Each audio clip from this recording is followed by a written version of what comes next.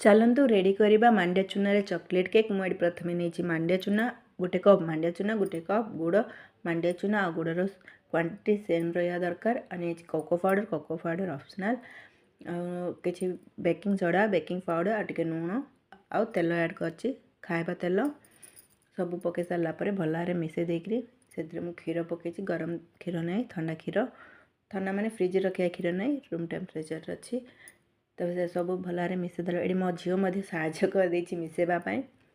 तो सब भल भाव मिसेदेला चा पीवा कप्रे सब पकई तुम जो थे नेब हाफ नेब, मुझे टे अधिका नहीं जाइए, तार प्रतिफल हूँ यहीटा सब प्लेट्रे लगिगला एमती। तो जो थे ने हाफ ही ने। तो ये टिके थिला बोली केते बढ़िया बाहर